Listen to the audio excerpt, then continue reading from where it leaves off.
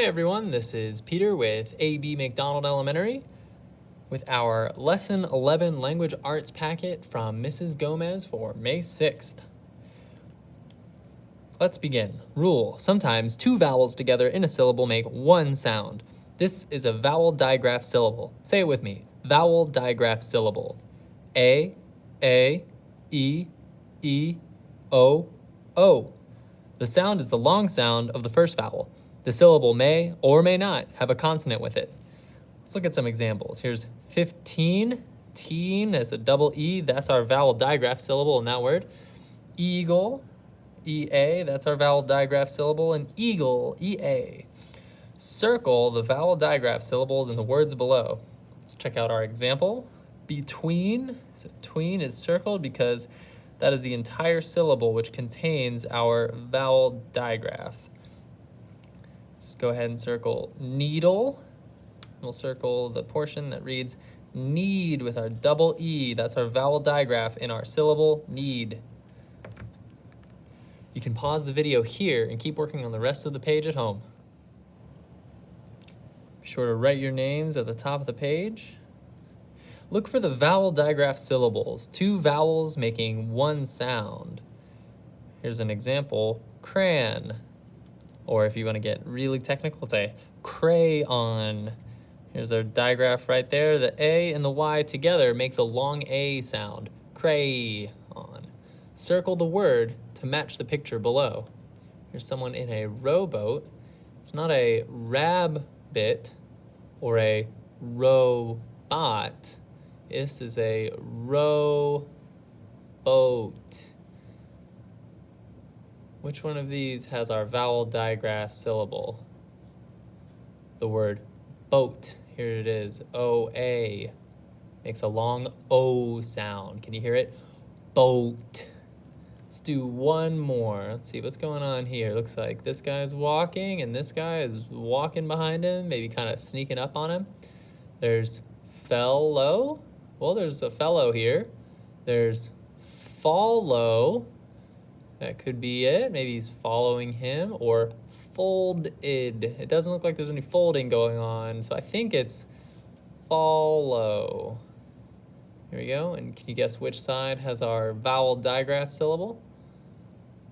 Right here. It's low. Follow makes a long O sound when it's followed by the W. All right, you can pause the video here and keep working at your own pace at home. Remember to write your names. I'm going to keep saying that. All right, what do we have here? Spell and write. All right, let's see. We have a sail, seal, sail. It's a sail, S-A-I-L. Bone, is it a seal bone or a sail bone? I think it's a sail boat.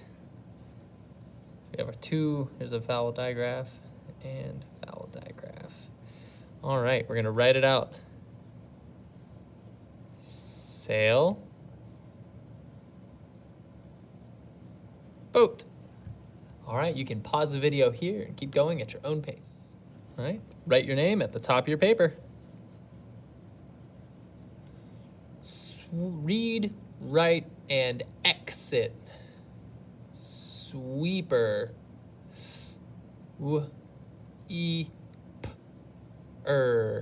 Sweeper. Let's try to write it on our own. S-W-E-E-P-E-R.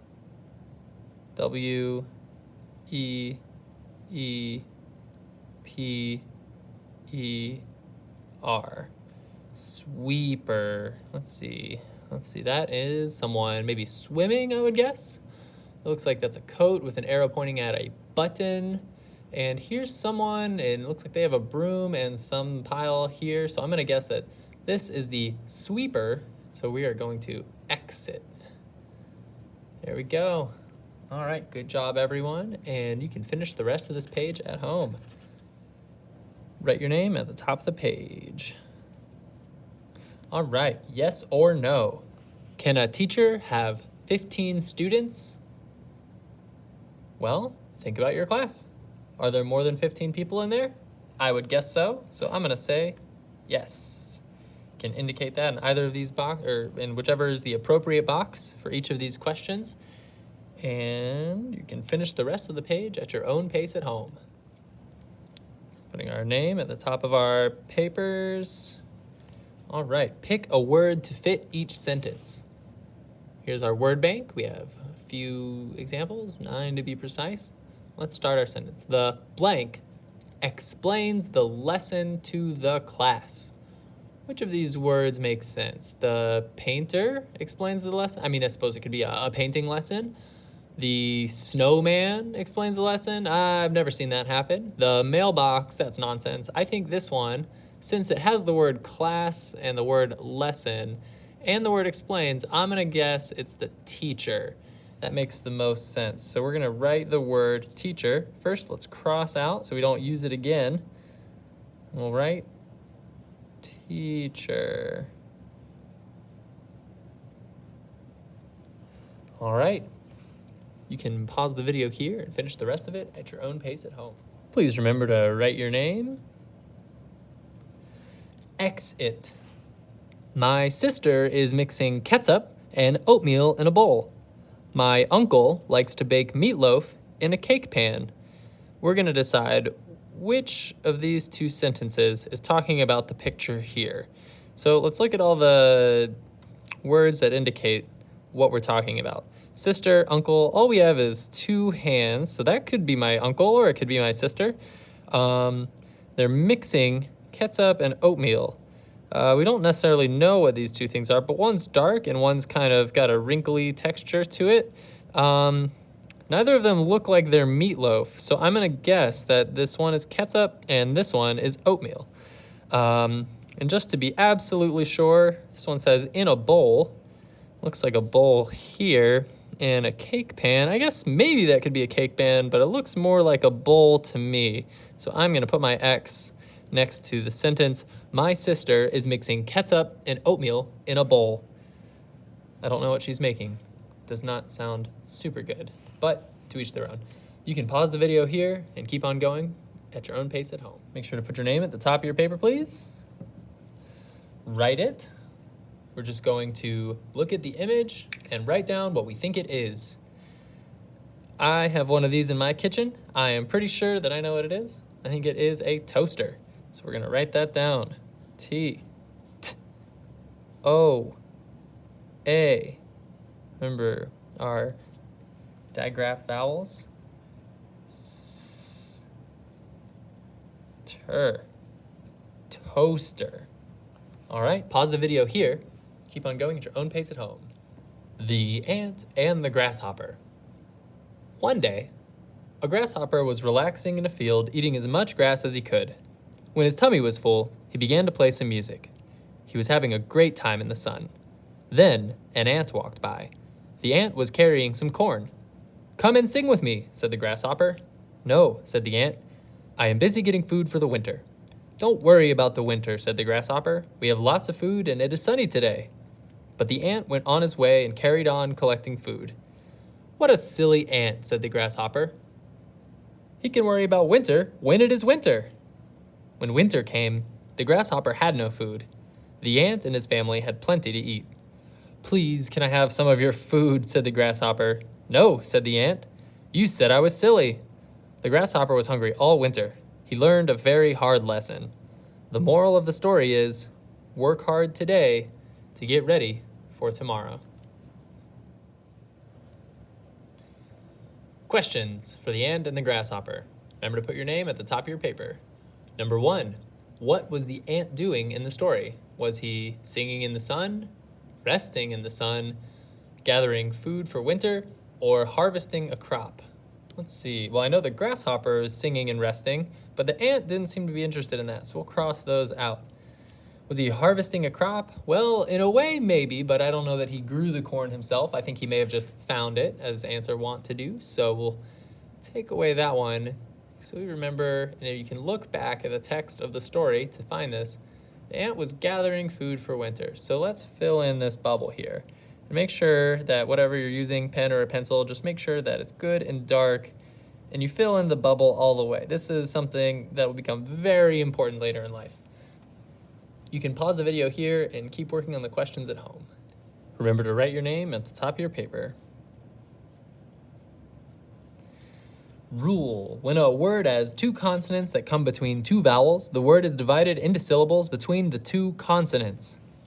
VC, CV. Let's look at our example. This is a picture of a napkin with a fork and knife on it. We have the word napkin. So let's count the syllables. Napkin. Nap is our first syllable. There's a line between the two, and kin is our second syllable. Let's draw a line between the syllables in each word below. The word here is under. Under. Our first syllable is un. Our second syllable is der. Under. Keep going and finish the rest of the page at your own pace at home. Write your name at the top of your paper, please. Rule. When a word has two consonants that come between two vowels, the word is divided into syllables between the two consonants. VC/CV. Here's our napkin again. Napkin. Those are our two syllables. Napkin. Circle the word that matches the picture. We have a little kitten and an arrow sort of showing us where he is. If you said, "Where's the kitten?" the arrow would point right to it. Are we looking at an example of unless, under, or summer? I suppose that could be summertime, but nothing about the picture really tells us that. I don't know. I don't think unless really applies, but the cat and the arrow showing us it's under the table. So I'm going to circle the word under. And remember, our two syllables here are under. All right, keep going at your own pace at home. Remember to write your name at the top of your paper. We have a picture of what looks like a traffic light, or maybe you call them traffic signals. So we're going to try to spell this word. Let's see, is it a sag lan or a sig lan? Maybe a sagnal, or I think what we want to go with is sig as our first syllable and null. So let's write that out. S, I, g, n, a, ol. Signal. Here, I'll draw a line just to be super clear about our two syllables. So our first syllable is sig. Our second syllable is null. All right, finish the rest of the page at your own pace at home. Write your name on the tops of your papers. Read, write, and exit. S, a, n, d, a, ol. Sandal. I'll go through, make sure I have my line between my syllables. Sandal. Let's write it out.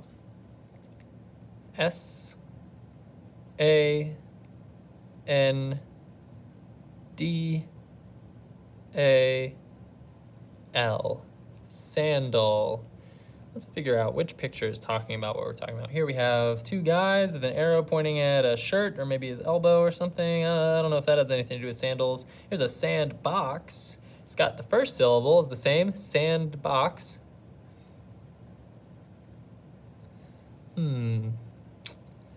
How about sandal? There's a leg, a foot. It's wearing something that looks strappy. I think this is the one we want, so we are going to X out the picture of the sandal. All right, pause the video here and keep on going at your own pace. Please remember to write your name at the top of your paper. Yes or no, will a napkin be made of velvet? That's a great question, and I don't know the answer in your house, but where I live, we don't have any napkins made of velvet, and I've never seen that anywhere else in my life, so I'm going to put no. However, if you do have napkins made of velvet, let me know in the comments, and you can put yes if that's true, but if not, follow along. You can answer the rest of the questions at your own pace at home. Name at the top of your paper. Exit. The bandit signals to his pal, or the band sings and plays. Remember, we're choosing between these two sentences. So I'm going to write or here, this or this. Here is what looks like a bandit. You can tell it looks like maybe they escaped from prison. They've got stripy shirts and hats, or maybe they're wearing disguises or something. They don't look like they're having any instruments. Maybe they could be singing, but they're not playing any instruments. So I'm gonna guess that they're bandits based on how they look. And he's got his hand up, so that looks like it's a signal to his pal over here. So I'm gonna X this one. I think this sentence is talking about this picture. All right, pause the video here and continue at your own pace. Please remember to write your names at the top of the paper. Pick a word to fit each sentence. Here's our word bank at the top.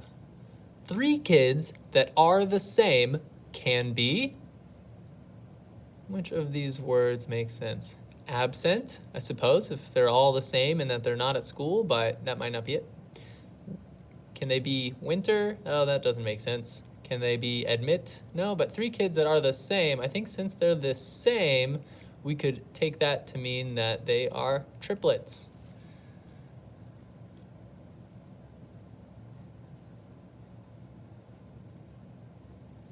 Let's cross that one out because I don't think it'll come back up again. All right, pause the video here and you can keep going at your own pace. Names. Write it. This is a picture of a trumpet. Let's sound that out. Trumpet. T-t. Tra. Ch. M. Et. Trumpet. Listen for the letter sounds in each word as you go along at your own pace. Remember to write your name at the top of your paper.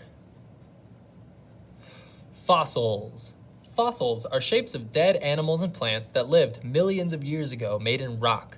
Usually, when something dies, it is eaten or decays and disappears. However, when an animal or plant dies, it can get covered over and over millions of years become a fossil. Dinosaurs. Fossils are really important to know what happened a long time ago. Without fossils, we would not even know that dinosaurs existed. People who study fossils are called paleontologists. Say it with me, let's work on that word. Paleontologists. Paleontologists started studying fossils 200 years ago, so we've only known about dinosaurs for 200 years. Did you know? Sue is the nickname given to the most complete and best preserved Tyrannosaurus rex specimen ever found. Let's try that one again too. Tyrannosaurus rex. The word fossil comes from an old word, fossilis, meaning dug up. Fossils are only found in sedimentary rock. The fossils in the pictures are called ammonites. Say it with me. Ammonites. It is the town symbol for Whitby in North Yorkshire. Whitby is good for fossil hunting, and long ago, people thought that the ammonites were snakes turned to stone by Saint Hilda. How a fossil is made. When a plant or animal dies, their body can sink into mud or be buried by sand. This usually happens at the bottom of the sea. When this happens, it doesn't disappear. When it is underground, water and minerals leak into the bones and where bits of body used to be. This makes a hard shape. Next, the fossil gets squashed under more layers of sand, mud, and other bits that make sedimentary rock. Say that word with me too. Sedimentary. Finally, over many, many millions of years, a fossil is created for someone to dig up one day. Fossils questions. Remember to write your name at the top of your paper. How long have we known about dinosaurs? Tick 1. 200 million years, 200,000 years, 200 years, 200 days. Well, we know it's not 200 days because I can remember what I was doing 200 days ago and I knew about the dinosaurs then. 200,000 years, well, 200,000 years ago, I don't know that we had the techniques that were required to learn about fossils in the first place. 200 million years, there were no people around to begin with. So that leaves us only 200 years. And of course, if you don't want to go through the process of elimination, you can also refer back to the paper that we just read to find that 200 years is when we discovered fossils. 200 years ago, excuse me. All right, continue the rest of the page on your own. Fairy tale times. Farmer grows an enormous turnip. Remember to write your name at the top of your paper. There was a surprise last night at the Fairy Tale Town vegetable show. Farmer Fred had brought his enormous turnip to show the judges, and it was the size of a car. The farmer had planted his turnip in March. He worked hard to feed it and water it every day. He was shocked by how big it grew. The farmer needed the help of his wife and his grandchildren and even some of the farm animals to pull up the turnip. Then they had to move it to the show. Fred used his tractor to pull the turnip. Can you find another word in the text that means enormous? Let's find the word here, enormous. What's another word in the text?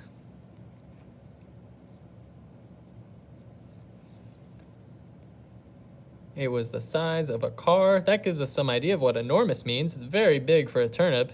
He was shocked by how big it grew. Let's go with big. Enormous and big are close enough that they mean almost the same thing. You can pause the video here, keep working on the rest of finish the page at your own pace at home. Great job this week, everyone. I know it's challenging right now. I know it's tough, but so are you. You're a McDonald duck. We'll get through this. As always, thanks for watching.